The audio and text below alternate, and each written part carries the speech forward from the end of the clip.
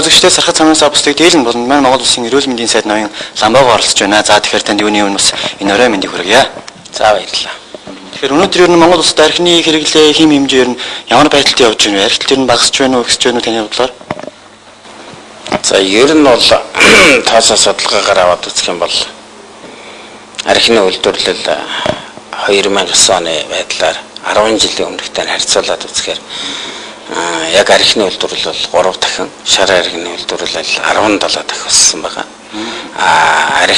Архи согтууруулах унда импортлж оруулж байгаа архины хэмжээ 1.3 дахин өссөн. Ийм дүнтэй байдгийг. За ерөнхийдөө хэрэглэгээнийх нь хувьд аваад үзэх юм бол жишээлх юм бол одоо насан туршидын хүрээнд аваад үзэх юм бол 2010 онд одоо нэг хүнд 10 литр архи ногдож байгаа. За 10 жилийн өмнө бол энэ 4 литр байсан.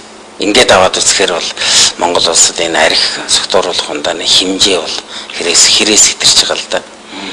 Ерөнхийдөө осол гэмтэл за эрүүл мэндийн одоо өвчин эмгэгийн хувьд аваад үзэх юм бол 20-30% нь бол шууд архитай холбоотой байна. Тийм учраас энэ архитан согтуурах явдалтай тэмцэх асуудал бол Монголын нийгмийн асуудал болчиход байна шүү дээ. Нийт нийгмийн хэмжээгээр л одоо энэ рүү тэмцэл явуулах юм шаардлага гарч байгаа юм. Тэгвэл эрүүл мэндийн яамны зүгээс та бас эрүүл мэндийн ерөнхий сайдын хувьд тийм энэ тал дээр ямар арга хэмжээ авч байгаа вэ? Ерөнхийдөө Монгол улсын ерөнхийлөгч одоо энэ архитай тэмцэх асуудал дээр маш том байсуур илэрхийлж ер нь одоо ямар нэгэн хүлээн авалт нийлэлгүүдэд архи дарсгүй байх. За ер нь бол одоо сүүгээд эдэлж байх ийм уриалга гарсантай холбогдуулж Монгол улсын нийт нутаг дэвсгэр дээр бас их өөрчлөлт орсон байна. Эрүүл мэндийн яамны хувьд бол удирдах ажилтны зөвлөгөөнийг саяхан хийгээд энэ удирдах ажилтны зөвлөгөөнөөс эрүүл мэндийн салбарт архи тамхигүй хамт олон болох юм уриалга гаргасан. За энэ уриалгыг бол Монголын бүх одоо мэдээллийн хэрэгслээр бол цацсан. За өнөөдөр одоо ингээ хөдөө гадаа явж байхад ажиглагдаж байна. Одоо би сая Баян Хонгор аймагт очиход бол одоо жишээлх юм бол бүх эмчнэр цугласан ийм том зөвлөгөөн зохион байгуулахад оройны хүлээн авалт архигүй хэвчээ. За энийг бол би үнэхээр одоо маш сайхан санагдсан. Ямар ч одоо архи ундааны зүйл, согтууруулах ундааны зүйл пявч байхгүй. Зөвхөн одоо ундаа тэгээ одоо сайхан арц тавьчихсан байсан. Арц уучсан. Ер нь тэгээд ингээл хараад байхад бол эн чинь ингээл хүмүүсийг ухтах, үдих, за тэгэл нэг орой хоол идэх, уулзах болгонд л ерөөсөө энэ архи гэдэг юмчил байдаг байлаа шүү дээ. Одоо ер нь за одоо ямар ч хэл байсан эрүүл мэндийн сайдын өмнө бол би бол хэлсэн л дээ эрүүл мэндийн сайдын өмнө бол бас л ерөнхийлөгчтэй адилхан ямар нэгэн архи одоо хондог байхгүй шүү гэдгийг бол одоо зарласан. Манай эрүүл мэндийн салбар угаасаа архи тамхитай тэмцдэг ийм одоо байгууллага шүү дээ. Өөрөөр хэлэх юм бол бидний ч одоо өвчин эмгэгтэй тэмцэж байдаг энэ салбарын хувьд бол хамгийн их өвчин одоо эмгэгийг үүсгэж байгаа хорд зуршил гэвэл архи тамхи хоёр орж байгаа. Одоо сүүлийн үед ийм нэмэгдээд байгаа юм. Иймийн хордлого тийм ээ. Бид өнөөдөр архины хордлогод орсон улсуудыг яаж имжлэх гэж зовж байна вэ? Ямар сайндаа ер нь бол эрүүл мэндийн яам бол энэ дэр маш том арга хэмжээнүүдийг авсан. 2006 онд би байнгын хорон дарга байхдаа тамхины хяналтын тухай хуулийг санаачилж энэ хуулиар импортын одоо энэ тамхины орж ирж байгаа одоо татварын орлогын 2%-ийг эрүүл мэндийг дэмжих сан тавсан. Сая одоо 2011 оны төсвийг батлахад төсөв дагуулж одоо хууль оруулсан. Архины татварын 2%, эмийн импортын татварын 2%-ийг эрүүл мэндийг дэмжих сан төвлөрүүлэх. За энэ дээр яг одоо багасаага одоо зөрчил үүснээс болоод согтууруулах ундааныхын татварын одоо 1% болж буурсан. За тэр нь бол нөгөө хууль зүйн дотоод хэргийн яамны зүгээс 1%, эрүүл мэндийг дэмжих санд 1% нэгээд 2% гадагсан чинь цаад одоо 1% бол алдцал да бид нар их хурлаас ягаад гэвэл нөгөө хууль зүйн дотоод хэргийн яамд энэ дэмжих сан байгаагүй учраас их хурл баталж өгөөгүй. Цаашдаа энэ согтууруулах асуудалтай тэмцэх дэмжих сан байгуулах тухай асуудал яригдж байгаа. Тэрийгэ байгуулчих 1% аавна. Тэгээ одоо жишээлбэл ганцхан тамхинаас авч яхад 2009 онд 400 сая төгрөгийг эрүүл мэндийг дэмжих сан төвлөрөөр зарцуулж ирсэн шүү дээ. Одоо энэ жил 1.6 тэрбум төгрөг болсон. Тэгэхээр энэ 1.6 тэрбум төгрөгнөөс архитан согтууруулахтай тэмцэхэд нэг хэсэг зардлыг гаргаж байна. Тамхитай тэмцэхэд нэг хэсэг зардлыг гаргаж байна. Эмийн хордлого, эмийн одоо зохистой хэрэглээг бий болгох зориулж нэг хэсгийн зарж байна. Нөгөө нийтийн биеийн тамир одоо тэгэл одоо өөрөөр хэлэх юм бол хөдөлгөөнийг дэмжигч гэдэг юм уу, хүн эрүүл байх нөхцөл рүү зориулагдсан нэг хэсэг зардал хуваарлах гэж байгаа. Сая одоо эрүүл мэндийн сайдын тушаалаар 2011 оных нь зардал хуваарлагдчихсан. За энэ жил бол их чухалж шүү дээ. Эрүүл мэндийн сайдын тушаалаар 2011 оныг нийгмийн эрүүл мэнд, нийтийн биеийн тамирыг дэмжих жил болгосон.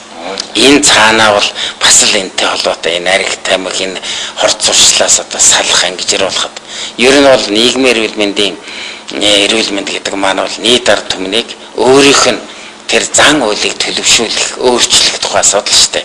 Өөрөөр хэлбэл тамхи татдаггүй байх, арх уудаггүй байх, за их уудаг юмаа гэхэд энэ ч одоо нэг зохистой хэрэглээ гэж байна шүү дээ. Тодорхой хэмжээгээр ер нь бол дээр үеэсээ Монголын ард түмэн уламжлалаараа аваад үзэх юм бол одоо үнэхээр энэ архитарс хэрэгэлдэг юм дээр бол дэндүү соёлтой байсан ард түмэн шүү дээ. Нөгөө л 50 хөр, 50 жуу, 60 хурж одоо жаргаж жуух гэл тийм ээ. Наазах нь хөдөө бол жишээлх юм бол миний л одоо баг байх үеэс одоо ингээл сайхан хөгшөд гэрт ороод ирлээ хэрнээ сайхан шимийн архи чинь шилтээ нэг өрөнгөнд аяган тээж өгөөл шилтээ тавьчихдаг. Тэр шилтээ архийг л би одоо дуустал угаад гардаг хүнийг л мэдэхгүй юм да.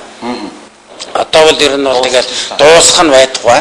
Дуусгасныхаа дараагаар нэмээ 4-5-ыг угаал одоо ингээл хүндэрчгээд байна шүү дээ. Өнөөдөр энэ илгэний одоо энэ өвчин чинь бол архитай маш их холбоотой. Монгол улсын өнөөдөр илгэний гепатит өвчлөлөөр бол одоо маш их өндөр түвшинд байгаа шүү дээ. Ямар сайндаа л одоо илгэний хавдар дотор тэргүүлж явах жишээтэй. Нийт дүнгээр нь одоо энэ 6 байрлалын хавдрыг аваад үзэхэд 40% нь илгэний хавдар эзэлж байгаа шүү дээ. Илгэний хавдар ч ерөөсөө архитай л холбоотой шүү дээ.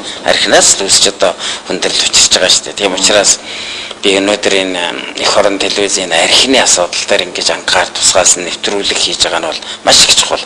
Цаашдаа ер нь бол байгууллага бүхэн ерөөс нь энэ архитай тэмцдэг юм тогтолцоо руу орчих юм бол Монгол улсын ерөнхийлөгчийн энэ одоо гаргасан уриалгыг бүх газар хэрэгжүүлэхийн төлөө явчих юм бол ер нь одоо энэс салчих боломж байгаа. Монголчууд ч бас өөрөө тэр ухамсартай ард түмэн шүү дээ. Таны эрүүл мэндэд хортойг айл одоо яриад байсан хичнээн жилээр хортойг нь мэдсээр байж уугаал хордоол ингээл амнасаа алдаад байгаа шүү дээ. Өнөөдөр ослог хэмтэл гээл аваад үзэхэд архитай болоод байгаа шүү дээ. Автомашины ослол ерөөсөө архитай болоод байж байгаа шишээ. Тийм учраас энэ архийг нийтээр нь хоригилж багасгах тухай асуудал ер нь цаашдаа миний ойлгож байгаагаар бол энэ архины үн хямдруулах тухай асуудал ерөөсөө байж болохгүй.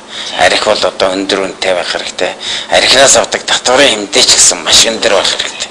Тэгэж байж энэ чинь яхан хоригилноо доо. Би зүгээр боддгийн манай энэ одоо парламентын хувьд бол энэ пиавыг одоо хэвлэл мэдээллийн хэрэгслээр сурталчилдаг болсон бол нэгч тийм сайхан зүйл биш. Монголчууд бол угаасаа сүү айргал ууж идэж амьдарч ирсэн юм уламжлалтай улсууд шүү дээ. Ямар Герман биш. Германы чинь одоо бидний сүү айргтай адилхан юм пиав байдаг юм чинь. Гэтэ тэр пиав нь зүгээр одоо энэ өндөр градусын пиав байхгүй шүү дээ. Германд ягаад машин барьж яваа хүн нэг шил пиав ууж болно, тэгж болно гэдэг байгаа. Тэр чинь ямар нэгэн алкоголгүй пиавнууд биш шүү дээ. Дэлхийд ч бас тэрийг хүмүүс хэрэгжилж шүү дээ. Тэгэхдээ биднийх чинь бол маш их өндөр градустай шүү дээ. Манай пиавнууд пиав уугаас өгдөгчдгийг алийг тэр гэдэг юм бэ. Өнөөдөр хөөхд хүртэл пиав уугаас өгдөж байгаа шүү дээ. Ер нь бол тэгээд энэ арх тамхины хэрэглээ эмэгтэйчүүд рүү, охид руу, хүүхэд рүү шилжсэн явдал бол хамгийн аимшигтай. Хамгийн аимшигтай бидний хойч үе шүү дээ. Жишээлх юм бол одоо нөхөн өрчгөө насны улсууд одоо энэ тамхинд ороод байна гэдэг бол маш харамсалтай хэрэг байгаа юм. Нөхөн өрчгөө насны улсууд одоо эмэгтэйчүүд энэ архийг гэтрүүлэн хэрэгэлдэг ч юм уу, ерөөсөө арх пиав хамаагүй замбраагүй хэрэгэлдэг юм байдал руу орно гэдэг бол хамгийн эмгэнэлтэй зүйл. Тийм учраас бол Монголын нийт ард түмэнд би юу гэж хэлмээр байна вэ гэхээр эрүүл, саруул, баяа гэвэл та арх тамхинаас хол бай.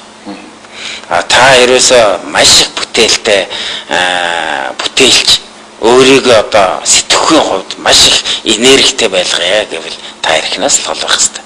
Тэр байтугай өнөөдөр хүмүүс нэг тамхи татгаар одоо энерги авдаг, буурал одоо хүч ордог гэх шиг ийм энэ хоосон сурталчилгаанууд чинь бол бас их нөлөөлж штэ. Тийм учраас энэ архийг одоо энэ жижигэлж энэ тэнд зарж байгаа найруул зарж байгаа бүр хор болгож өгж байгаа энэ одоо нууцын зэрэг нууцлалтай байгаад байгаа юмнуудыг устгахын төлөө одоо хүчний байгууллагууд гэсэн маш их том арга хэмжээнийг авмаар санагддаг.